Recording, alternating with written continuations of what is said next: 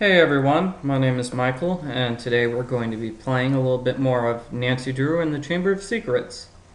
I mean, Legend of the Here's my Crystal center of Skull. operations, my desk. Not the Chamber of Secrets. Okay, so let's get things started off by making a couple of phone calls. First, let's call Professor Hotchkiss.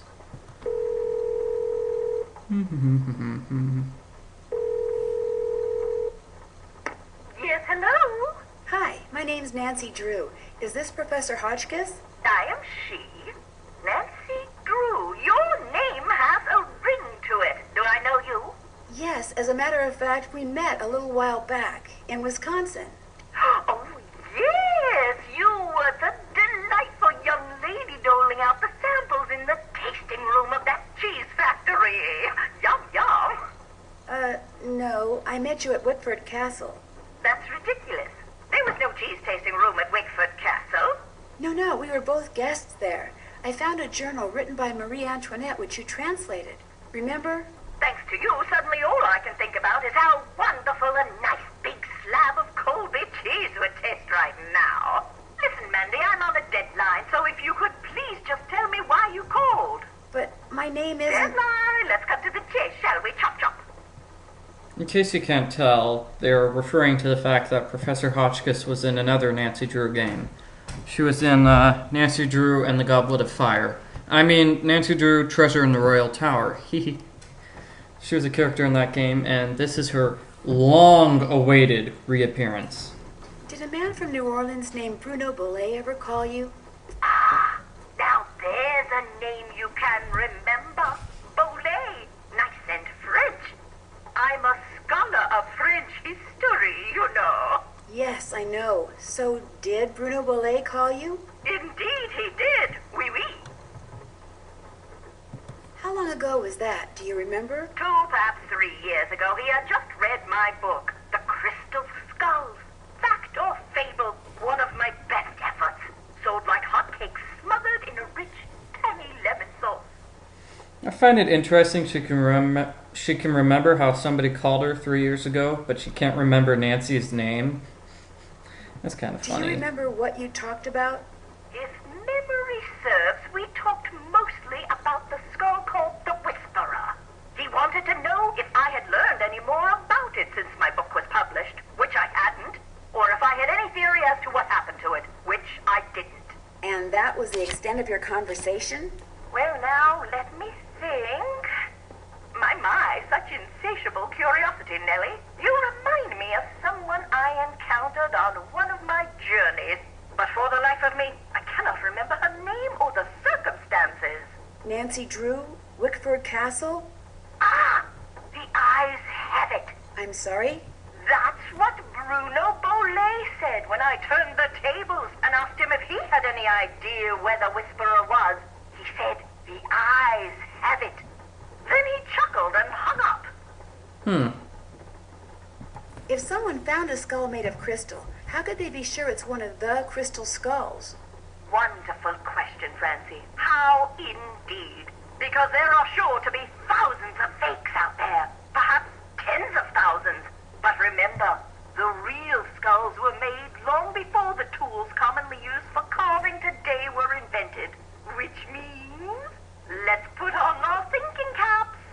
Modern-day tools would have left marks if the skull was a fake? Exactly so. Mind you, the marks on a good fake would be microscopic and thus imperceptible to the human eye. However, any thorough laboratory analysis would quickly unmask a counterfeit. So the only way to prove that a skull is the real deal is by proving it's not a fake? And by examining its provenance, its history of ownership. If it can be shown that a particular specimen has been passed along from antiquity into modern times and didn't just suddenly appear in, say, Germany in the mid-19th century, that would tend to support its authenticity as well. Okay, let's ask this question. The idea that the Whisperer can make its owner immortal, do you believe that? I believe that things that defy any so-called rational explanations happen all the time, Nessie. Now, does that mean there are mysterious Nessie. external forces that work in the universe of which we do not and cannot ever have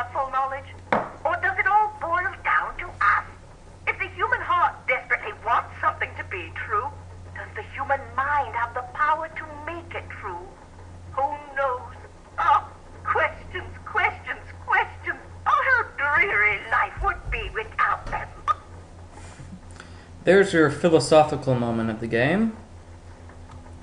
Okay. In your book, you said that all the people who've ever owned the Whisperer were murdered, yet Bruno Bollet dropped dead of a heart attack. Are you saying the Whisperer was in his possession after all? The scallywag! Why didn't he tell me that? Oh, that's right, I would have hung up on him. Well, if that's the case, then I strongly suggest you take a close look at his so-called heart attack, Sandy. Because if he owned the skull and he died, I guarantee you it was at the hands of someone else. Or my name's not Beatrice Gertrude Winifred Hotchkiss. That's it for now. Good luck to you, dear.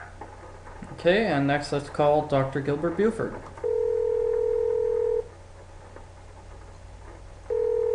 He's not there, by the way. His answering This is Dr. service Gilbert is there. Buford's answering service. How may I help you? I need to talk to Dr. Buford. Could you maybe give me a number where I can reach him? No, ma'am, I cannot. Is this an emergency? Sort of. I mean, it's not a medical emergency. See, I'm only going to be in town for a short time, and Dr. Buford and I have this mutual friend who died recently, and I just really need to talk to him about it. Need some consoling, huh? Yes, I need some consoling. That's it exactly. Well, tell you what. It's against the rules to give you his phone number, but I can tell you that now that he's all but retired, Dr. Buford spends most of his evenings at his favorite gumbo stand down in the French Quarter. I'm spinning If you really around the need to talk to him, room, you can spinning probably around the find him there. room, spinning Great. Do you around know in the circles, getting It's at the dizzy. corner of Rampart and Domain. Did you say Rampart and Domain? I did indeed. Granny Pumpkin's Cajun cooking. They make some darn fine gumbo. Thank you. Thank you very much. You're welcome, and I'm truly sorry about your loss. My loss? That mutual friend of yours and Dr. Buford's? Oh, right. Thank you. That's very kind of you. Bye. Okay, well, in case you weren't paying attention or you couldn't hear because I was busy talking, Dr. Buford is hanging out near Bess, so let's call Bess and tell her to talk to Dr. Buford for us. Do-do-do-do-do. Hello? Hi, Bess. It's me. So what's been happening? Tell me everything. Well, let's see. Since the last time we talked, I was just about getting ready.